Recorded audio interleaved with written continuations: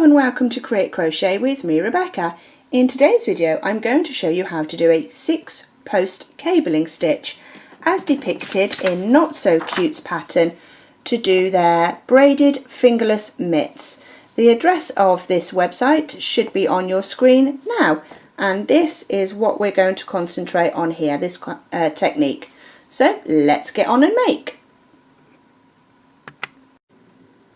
So to do the 6-post cable, you're going to have a setup round below, which may include some front post and back post double crochet. I've just done some double crochet because I literally just want to show you the 6-post cable technique. So you're going to do some front post triple crochets, but you're going to go ahead and skip 1, 2 and 3. Now if you've never ever done any techniques like this before, I highly suggest you bring in some stitch markers. So you're going to stitch marker the first,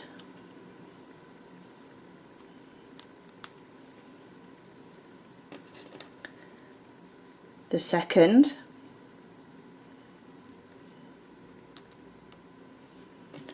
and the third stitch that you're skipping.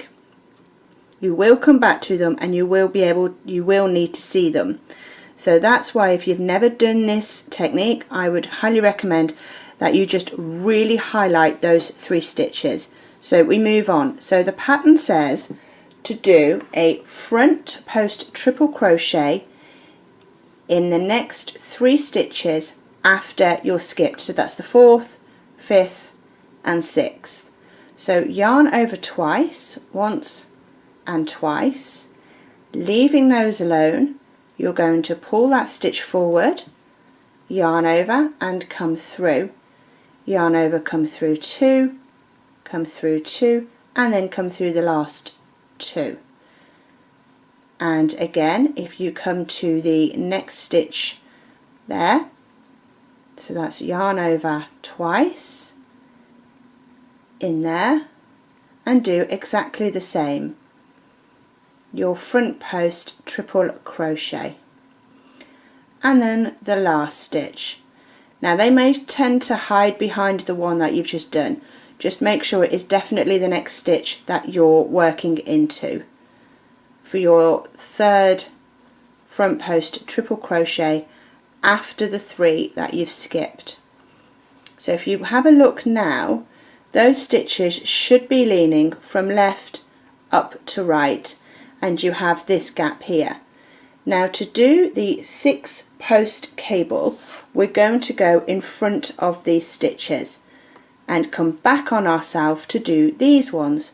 So that's exactly the same as what we've just done, but we're going to go into our skipped stitches, and that's why I said use a stitch marker to really highlight where those skipped stitches are. Now your stitch marker can be something like mine, or it can just be a scrap of yarn that you've tied around that post. Just straighten all that out, and then you're going to go into the next one. Whoops, let's just do a triple and not a double. Into this next one. And honestly, my stitch markers are not colour coded, it's literally what I just lay my hands on for that one. And then the last one is this pink one here.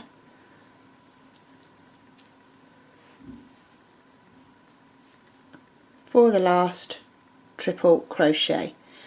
And then you carry on working into the next stitches. So you're bypassing all of what you've just done, and you've carried on. Now I know what you're screaming. You're going to be screaming, Rebecca, I've got a hole in my work. That's fine. Once you carry on with your work, you won't have these gaps anymore. So if I remove the stitch markers, 1,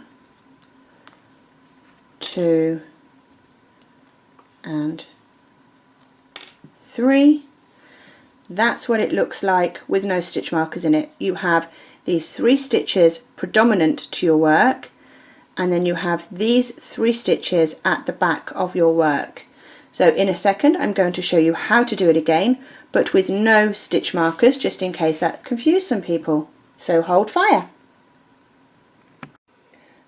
So you have your crochet piece like this, and you've probably done some half double crochets leading up to this. So yarn over twice, skip those 3 stitches, and it's into this one that you're going to do your first front post triple crochet. So that's 1, and into the next one for 2, and then into this last one for 3. Now do be careful of your tension here, making sure that everything isn't baggy. So now you're going to come back on yourself to cross over to give it that good cabling effect. So you're going to go into this one, and your work will want to shift around, just go with it, it's fine. So that's 1,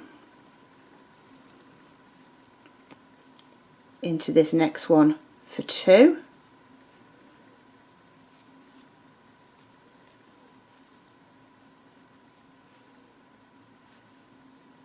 and then into the last one, which is this one here.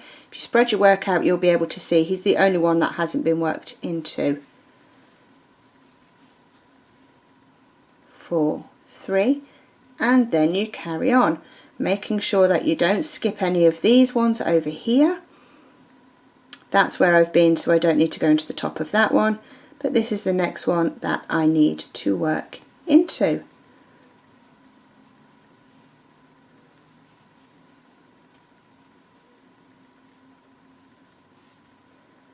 And that is how to do a 6 post cable. When you do the next row, it will sort all of these gaps out and it'll look real pretty.